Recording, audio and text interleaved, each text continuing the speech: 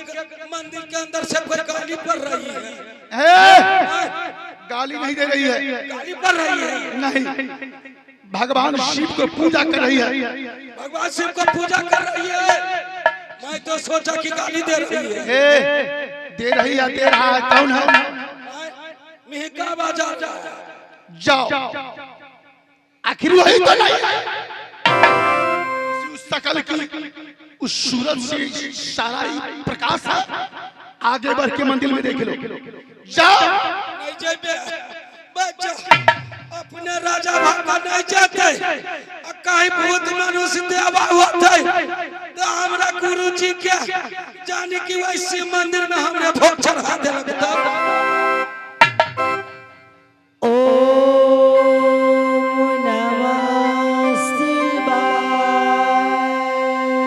सुन लिया ना? जाओ जाओ जाय छियो भोलेनाथ, तोरा मंदिर में अबै छियो। जय भोलेनाथ, जय भोलेनाथ, जय भोलेनाथ। जाओ।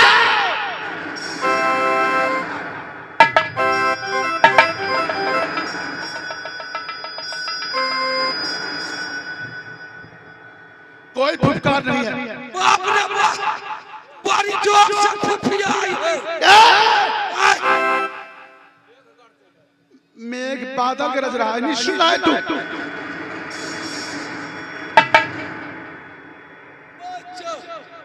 ऊपर देखे छी ड्रैगन बोली है। बादल को ऐसे गरजई है।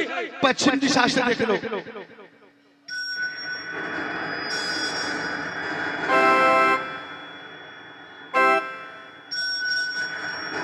मालिक का चाही पड़ते न गेले कोनो गुंजाइश न है।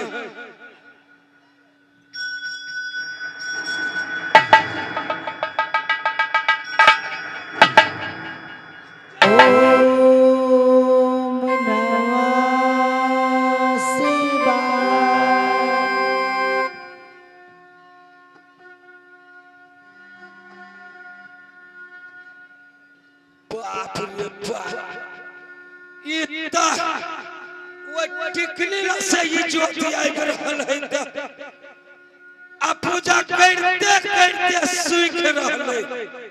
मालिक को जाकर बताते हैं।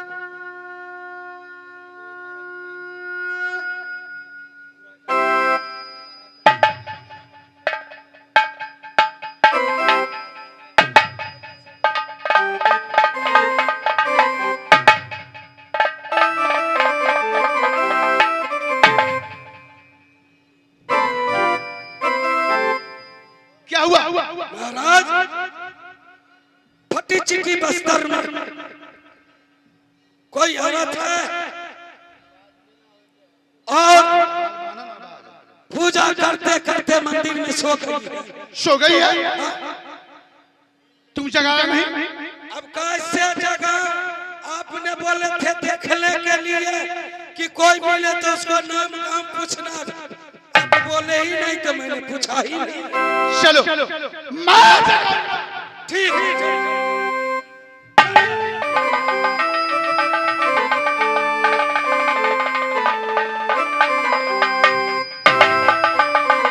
अंदर जाइए, अंदर जाइए, अंदर जाइए, अंदर में जाके देखिए।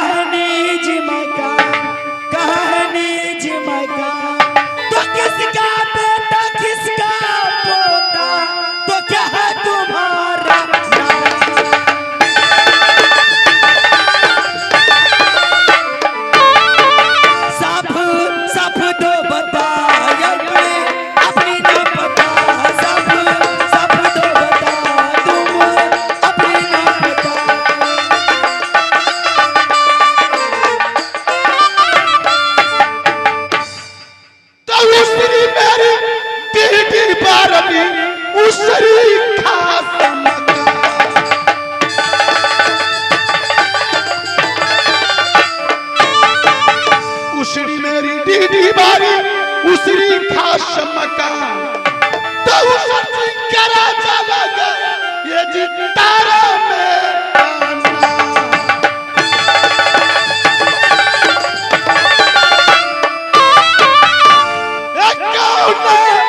नगरिया के बाबू लगती है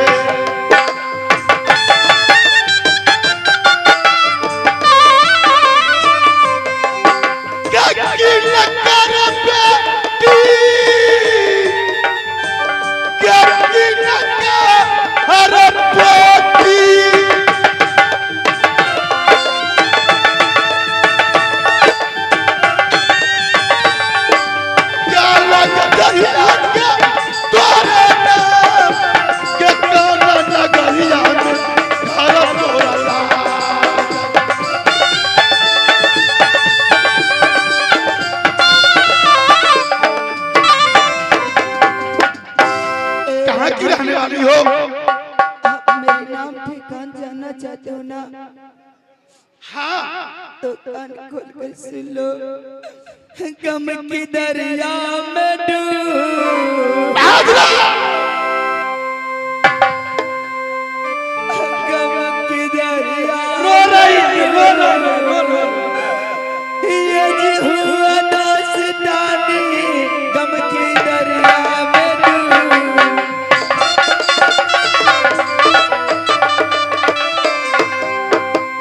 तो गम की दरिया में डूबी हुआ दास्तां, तो गम की दरिया में डूबी जी हुआ दास्तां। मैं सुनाने किया,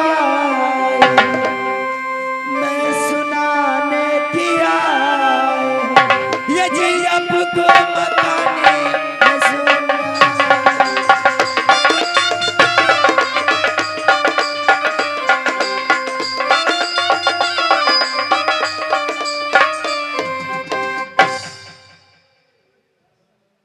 गम की दरिया में डूबी हुई दास्ता मैं राजा सुनाने को आया। तो थी करोड़ क्रिया करती थी आराम ने, तो करोड़ क्रिया करती थी आराम ने।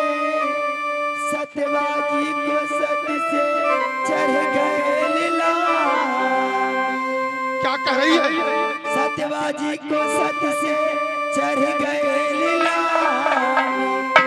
मारा मारा वहाँ जो, मारा मारा वहाँ जो, ये जो बातें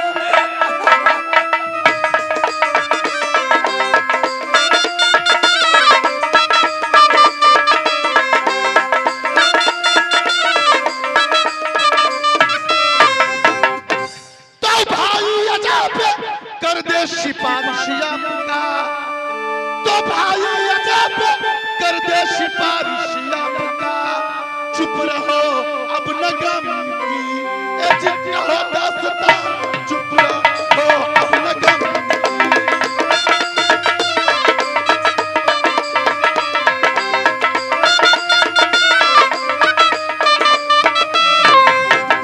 चुप रहो अब न गम की कहो दास्तां, क्यों बहाते हो क्यों बहाते हो ए महिला जबा, क्यों बहाते हो।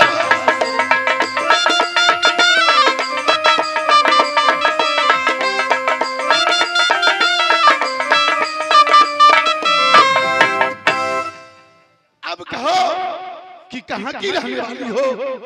ए राजा जब इतना सिफारिश करते हैं तो आपको साथ आपको भाई भी है ना? हाँ तो मैं साफ साफ में खोल कर बताती हूँ, मैं मोरे को रहने वाली सिंह को बेटी करण मकड़ धोत लक्ष्मण को बहन, मैं सती पूरा हूँ। क्या तू शहर मोरंग की राजा महिपाल सिंह की बेटी? महाराजा कर्ण जो मेरा दोस्त ठहरा उसी को बहन है। क्या मेरे करण की बहन, मेरे दोस्त की बहन, मत घबराओ। मैं करण सिंह को बहन हूं। मेरी भैया तो कब नहीं बताए जो मेरी दोस्त है। तुम्हारा भैया नहीं कहा कि किला उसीरी के अंदर एक मेरे दोस्त तारा सिंह। मेरे भाई करण अभी छोटा है, तू बड़ा लंबे चारे उसको दोस्त तू कैसे बन सकता है? सुनो, ओ मेरे भाई मेघा का दोस्त था तो मेरा ही दोस्त हुआ ना। अच्छा हाँ सुनो, अब घबराने की कोई बात नहीं। तुमने इस भटकते जंगल के अंदर शिव मंदिर के अंदर कैसे आई? भैया जी, जब मेरे सिर पे कार विपत पड़ा, मैं इधर बदरे की ठोकर खाती सी मंदिर को मंदिर में जाकर सो गई। आप आ गए हैं तो आप अपनी नगरी किला उसरी जाइए, मैं कोई नगरी में चली जाती हूँ। नहीं, देखी था भाई के दोस्त भाई ना हम कोई नगरी में चली जाऊंगी। फूला आप जाइए। क्या अब अपने बड़े भाई के साथ नहीं जा सकती है?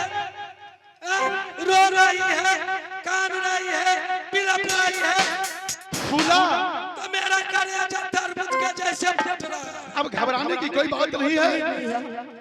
ये जैसे के रिश्ता या शामा चके पा ये चलो ना बनिया या शरीर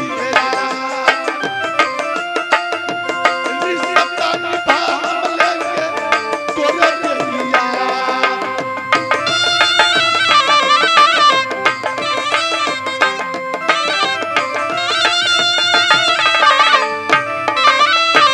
चलो ना बनिया के किया उशरी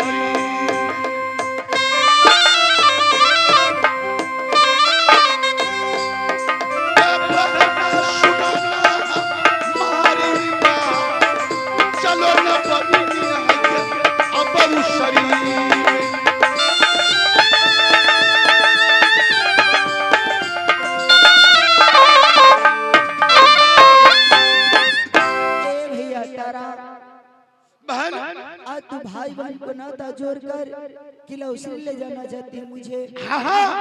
तुम मैं जाने के लिए तैयार हूँ, लेकिन ध्यान रखना। क्या ध्यान? भैया जी किला उसरी मुझे ले जाइएगा तो लेकिन दागाना कामना हो हिजर मारे जिया रे दागाना कामना रे जिया चलना है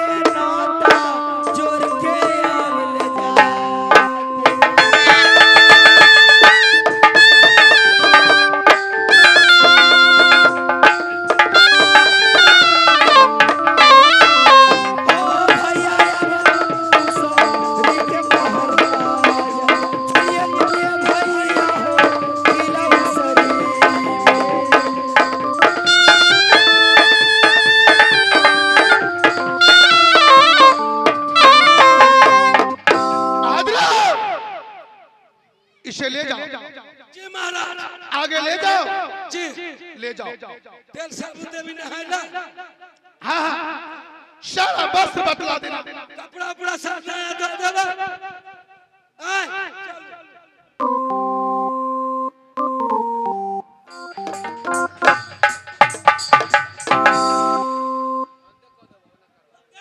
फागुनिया मोरंग वाली को लेकर जंगल गया, लेकिन अभी तक वापस नहीं आया। हाय डबलेटर नाथरी फागुनी मेरा संदेशा लेकर नहीं आया। चलो बैठकर इस समय इंतजार करूंगा। रे चलो सहोदर रहा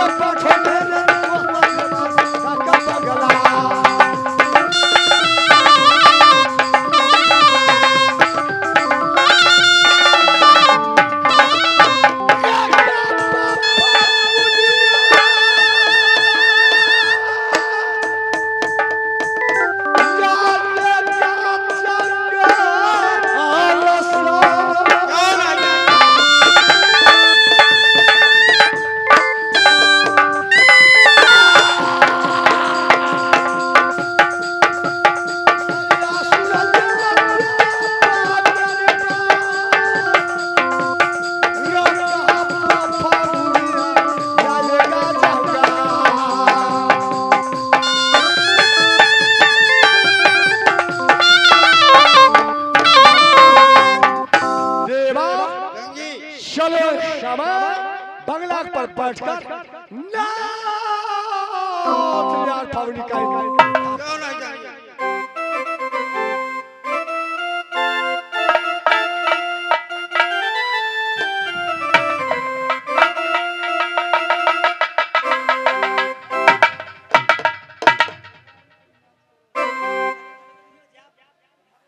अब 21 दिन से एक दो रंगवाली लंडी को मैंने निकाला करवा दी और मरवा दी। उस दिन से देवर जी नहीं आए हैं। देखते हैं कि मोरंग वाली को जिंदा रखे हैं कि मैंने देवर जी को कही देवर जी इसको कलेजी लेकर लाइएगा, तो अभी तक देवर जी नहीं आए हैं। मैं इसी पर मौका है, मैं देवर जी को मैं देखती हूँ जस्टिस की क्या लेकर आते हैं कि नहीं। जो सोना लाल पहाड़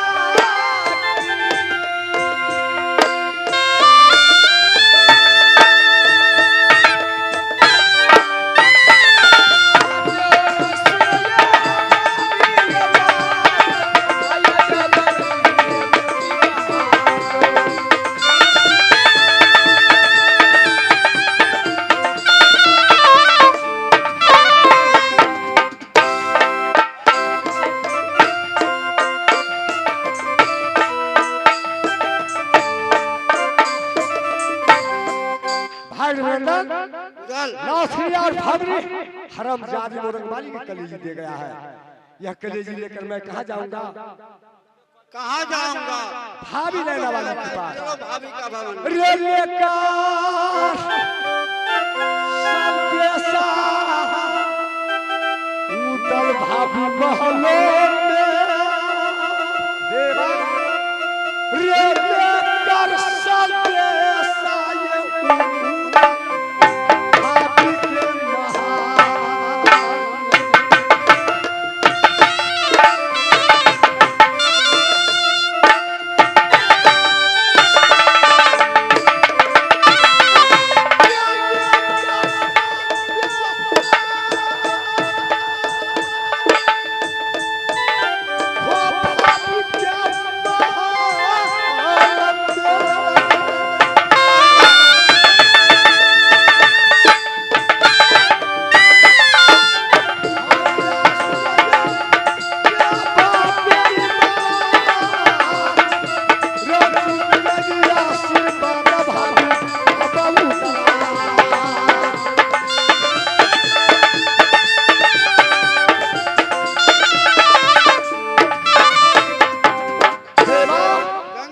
भाभी ने सुझा के भाल है शायद भाभी जी सो गई है मैं जगा रहा हूँ भाभी खोलेगी क्या बारिया भाभी खोलेगी क्या बारिया बजरी क्या बारिया हाँ भाभी खोले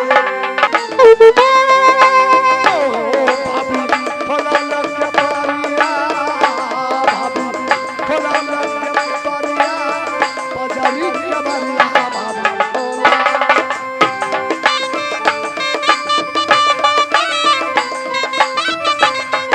ओ जिससे बड़ा भाभी तुम भोला से चढ़ाई है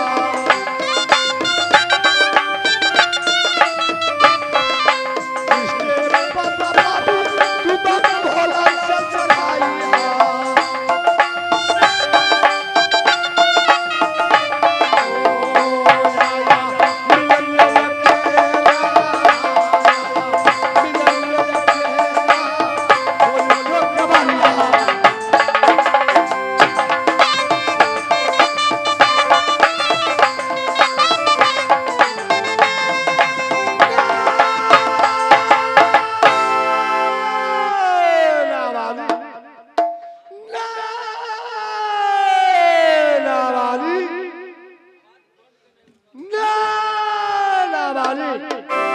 खुश रहिए खुश रहिए खुश रहिए। भाभी जी बोलिए ना अपनी देवर बेटी हर किसी समाचार सुना भाभी देवर जी। भाभी जी आप कह रहे हैं कि भाभी जी महल में खुशी समाचार सुनाई। हाँ भाभी जी देवर जी अच्छी कुशल में मैं रहती हूँ अच्छी कुशल है ए मेरी महल की एक कहिए कुशलिया देवरा भाभी जी